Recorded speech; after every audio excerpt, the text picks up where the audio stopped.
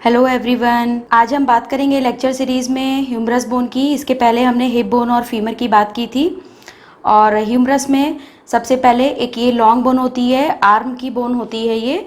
ठीक है, हमारे हाथ में जो है आर्म, फोर आर्म और पाम रीजन होता है। तो आर्म वाले रीजन में, ऊपर वाले रीजन में जहाँ से स्कैपुला कनेक्ट होती है वहाँ पर ये ह्यूमरस प्रेजेंट रहती है।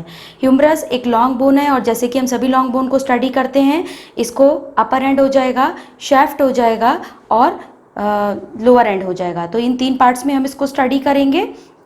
तो सबसे पहले हम पार्ट्स की दो तीन पार्ट्स जो लैंडमार्क्स हैं उनकी हम बात कर लेते हैं और उसके बाद हम बात करेंगे उसके साइड डिटर्मिनेशन की। तो इसमें जो है सबसे पहले ये अपर एंड होता है।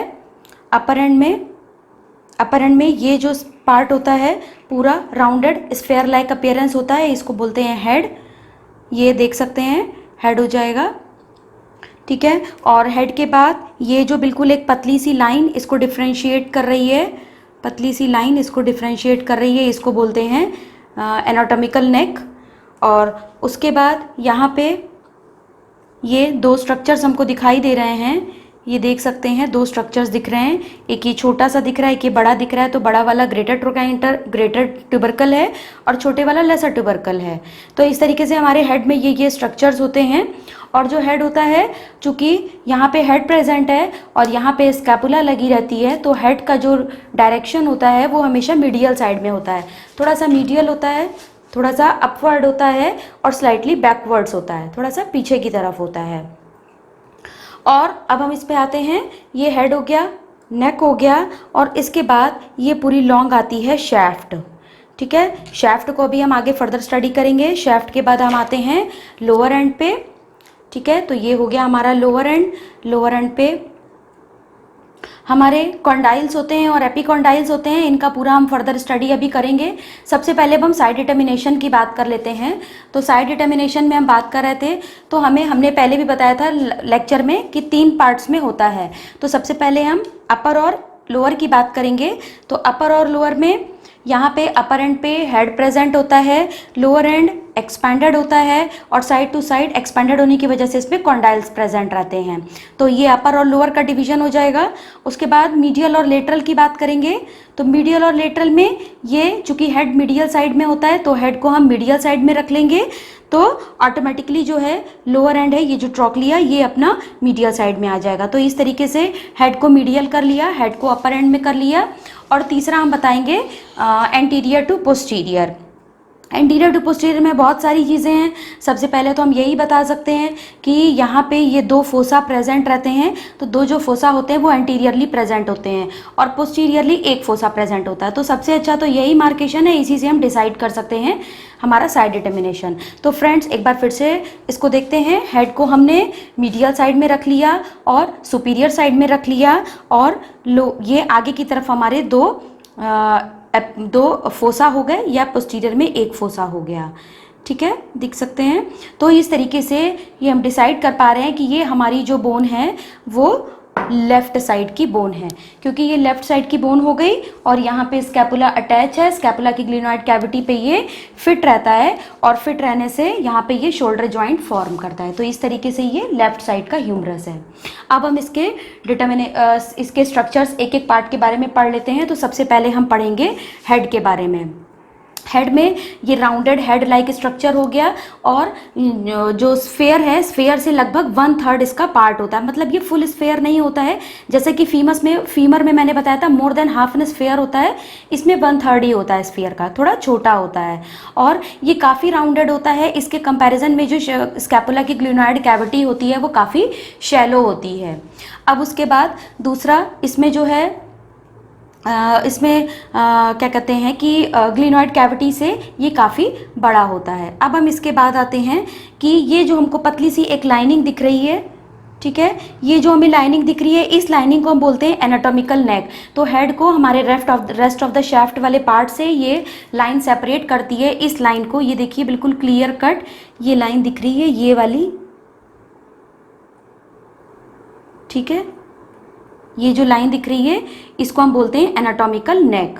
ठीक है, ये हमें दिखाई दे रही है, ये एनाटॉमिकल नेक है, मींस जो अपर हैंड है या हेड वाला पार्ट है इसको जो है रेस्ट ऑफ द पार्ट से सेपरेट कर रही है, एनाटॉमिकल नेक। अब हम उसके बात करते हैं छोटा सा ट्यूबरकल होता है लेसर ट्यूबरकल और बड़ा सा होता है ग्रेटर ट्यूबरकल। तो लेसर ट्यूबरकल के बारे में हम बात करेंगे। ये आता है हमारा लेसर ट्यूबरकल, छोटा सा एलिवेशन होता है, राउंडेड ट्यूबरकल होता है। दूसरा हम उसके बाद आते हैं ग्रेटर ट्यूबरकल। ये हम देख सकते हैं ये इतना बड़ा ग्रेटर ट्यूबरकल है।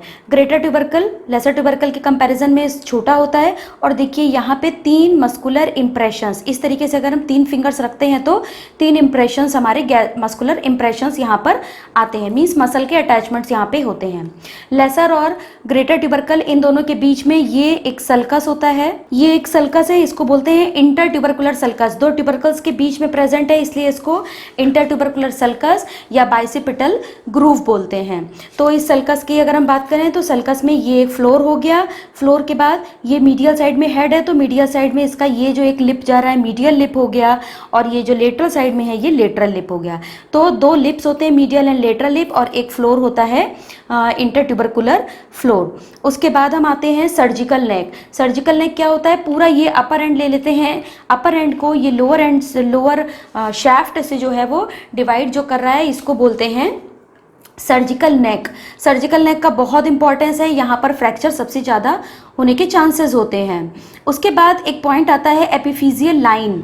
एपिफिजियल लाइन की अगर हम बात करें, वैसे वो दिखाई नहीं देता है, पर एपिफिजियल लाइन जो होता है वो जो हमने सर्जिकल नेक बताई है उसी से 0.5 सेंटीमीटर लमसम यहाँ पर प्रेजेंट रहता है। एपिफिजियल लाइन होता क्या है, यहाँ पे एक्चुअली अगर हम इसको पूरी बोन की अगर हम एम्ब्रियोलॉजिकल लेवल पे हम बात करें तो इसको पूरा हम डिवाइड कर सकते हैं। ये ऊपर वाला जो पार्ट है ये एपिफाइसिस कहलाता है, बीच वाला मेटाफाइसिस कहलाता है, और ये जो बिल्कुल शैफ्ट वाला पार्ट है ये डायाफाइसिस कहलाता है। फिर हम नीचे जाएंगे, ये एक छोटी सी प्लेट मेटाफाइसिस कहलाती है और rest of the portion epiphysis कहलाता है। तो ये जो यहाँ पे जो मैंने बताया है कि ये वाला जो पार्ट है ये एपिफाइसिस है और ये मेटाफाइसिस है। ये जो मैंने एपिफाइसिस बताया है इसके नीचे ये मेटाफाइसिस लगभग इतना होता है। तो इसी मेटाफाइसिस में ही एपिफिजियल प्लेट होती है जिससे जो है बोन की ग्रोथ होती है। तो यहीं पे ही वो बाद में एपिफिजियल लाइन जब ग्रोथ फिनिश हो जाती है, कंप्लीट हो जाती है बच्चों से एडल्ट्स चेंज होने में, तो उसके बाद ये एपिफिजियल लाइन कहलाती है। ये हमको बाहर की तरफ लैंडमार्क के फॉर्म में शो नहीं होती है। Now come to the shaft. अब हम शैफ्ट की बात करते हैं तो शैफ्ट को हम देख सकते हैं अपर हाफ में और लोअर हाफ में, इसको हम डिवाइड कर सकते हैं। अपर हाफ हम देख रहे हैं ऑलमोस्ट राउंडेड है, और लोअर पार्ट हम देख सकते हैं कि ये इसके बहुत ज़्यादा शार्प मार्जिन्स हैं, ये वाली मार्जिन ये जिसकी वजह से ये थोड़ा सा ट्रायंगुलर स्ट्रक्चर फॉर्म कर लेता है। तो यहाँ पे अगर हम पूरे ऑल ओवर शैफ्ट की बात करें तो इसमें 3 बॉर्डर 3 सरफेसेस होते हैं। 3 बॉर्डर 3 सरफेसेस में बॉर्डर में एंटीरियर बॉर्डर होता है, ठीक है, और हेड के साइड में मीडियल बॉर्डर होता है और हेड के अपोजिट में लेटरल बॉर्डर होता है। तो 3 border 3 surfaces, anterior border, medial border, lateral border. Anterior border और मीडियल बॉर्डर के बीच में जो सरफेस होता है थोड़ा सा ऑब्लिकली प्रेजेंट होता है, इसको एंटेरो मीडियल सरफेस बोलते हैं। अब आते हैं एंटीरियर और लेटरल बॉर्डर, इन दोनों के बीच में ये जो सरफेस होता है इसको बोलते हैं एंटेरो लेटरल सरफेस। अब हम बोन को पीछे घुमा लेते हैं तो ये जो हमारा मीडियल बॉर्डर है और लेटरल बॉर्डर है, इन दोनों के बीच का ये जो सरफेस दिख रहा है इसको बोलते हैं पोस्टीरियर सरफेस। तो इस तरीके से ये 3 तरीके से हमारा प्रेजेंट रहता है, 3 सरफेस 3 बॉर्डर हो गए। थोड़ा सा हम अपर और लोअर हाफ में इसको हम डिवाइड करके पढ़ लेते हैं। ये हम देख सकते हैं एंटीरियर बॉर्डर ऊपर की तरफ थोड़ा सा इल डिफाइंड होता है, लेकिन फिर भी नीचे तक आते आते ये बिल्कुल शार्प हो जाता है, ठीक है। एंटीरियर बॉर्डर उतना क्लियर नहीं होता है जितना मीडियल और लेटरल बॉर्डर होता है। एंटीरियर बॉर्डर को हम देख सकते हैं, एंटीरियर बॉर्डर इंटरट्यूबरकुलर सल्कस की लेटरल लिप फॉर्म कर रहा है, और यहीं से हम आगे बढ़ेंगे तो ये देख सकते हैं हम, ये डेल्टॉइड ट्यूबरोसिटी है, ये रफ एंड रिज हमारी दिख रही है इसको, ये डेल्टॉइड ट्यूबरोसिटी है। डेल्टॉइड ट्यूबरोसिटी के पीछे हम जाएंगे तो ये एक पैसेज दिख रहा है, ये पैसेज ये कहलाता है रेडियल ग्रूव, और ये वी शेप्ड जो हमारा दिख रहा है इसको बोलते हैं डेल्टॉइड टिप्रोसिटी। तो एंटीरियर बॉर्डर, ये आगे वाला एंटीरियर बॉर्डर हो गया। मीडियल और लेटरल बॉर्डर नीचे बहुत अच्छे क्लियर होते हैं, अपर हाफ में मीडियल बॉर्डर और लेटरल बॉर्डर। लेकिन अगर हम लोअर हाफ में आते हैं तो मीडियल बॉर्डर पीछे, ये जो है मीडियल बॉर्डर, ये यहाँ पे बहुत अच्छी रिज बना लेता है, इसको बोलते हैं मीडियल सुप्राकॉन्डाइलर रिज। और लेटरल साइड में बना लेता है लेटरल सुप्राकॉन्डाइलर रिज, जिसकी वजह से लोअर हाफ जो होता है उसका ट्रायंगुलर स्ट्रक्चर बिल्कुल क्लियर कट है। यहाँ पे antero medial surface, antero lateral surface और पीछे की तरफ पोस्टीरियर सरफेस बिल्कुल क्लियर रहता है। ये वी शेप्ड जो स्ट्रक्चर दिख रहा है डेल्टॉइड टिप्रोसिटी हो गई। अब उसके बाद हम आते हैं लोअर एंड पे। तो लोअर एंड पे ये गोल सा स्ट्रक्चर होता है कैपिटुलम, और दूसरा एक ट्रोक्लिया होता है, ये पुली लाइक स्ट्रक्चर होता है, कैपिटुलम एंड ट्रोक्लिया। कैपिटुलम के साइड में यहाँ पे किनारे ये होता है लेटरल एपिकोंडाइल, और इसके यहाँ पे होता है मीडियल एपिकोंडाइल। मीडियल एपिकोंडाइल थोड़ा सा बड़ा होता है in comparison to lateral epicondyle. इनके ऊपर ट्रोक्लिया और कैपिटुलम के ऊपर दोनों तरफ फोसा प्रेजेंट रहते हैं। ये फोसा हो गया यहाँ पे ये जो कैपिटुलम के ऊपर है, चूंकि कैपिटुलम के साथ रेडियस कनेक्ट रहती है इसलिए यहाँ पे ये रेडियल फोसा कहलाता है। और ट्रोक्लियम के ऊपर, यहाँ पे ये ट्रोक्लिया के ऊपर फोसा है, ये कहलाता है कोरोनॉइड फोसा। यहाँ पे अल्ना का कोरोनॉइड प्रोसेस आके अटैच हो जाता है। उसके बाद पीछे वाले लोअर एंड पे आते हैं तो यहाँ पे सिंगल फोसा होता है, दिस इज ओलिक्रनन फोसा। और यहाँ पे अल्ना बोन है, उसका ओलिक्रनन जो प्रोसेस है वो यहाँ पे आके फिट हो जाता है। तो इस तरीके से एक आगे पीछे ओलिक्रनन फोसा हो जाता है और आगे की तरफ रेडियल फोसा और कोरोनॉइड फोसा प्रेजेंट होता है। जो ट्रोक्लिया होती है वो जो मीडियल सरफेस है, मीडियल सरफेस पे थोड़ा नीचे की तरफ मुड़ी रहती है, नीचे की तरफ ज़्यादा एक्सटेंडेड रहती है, जिसकी वजह से कैरिंग एंगल फॉर्म होता है। कैरिंग एंगल को हम समझ सकते हैं इस तरीके से कि ये ऐसे हमने हाथ करते हैं, ऐसे अगर हम जैसे ही हम पूरे आर्म को जो है एक्सटेंड करते हैं उसको बिल्कुल राइट पोजीशन मतलब सीधे लाते हैं एनाटॉमिकल पोजीशन में, तो ये जो एक घुमाव है, ये जो ऑब्लिकली हो गया, this is called as carrying angle.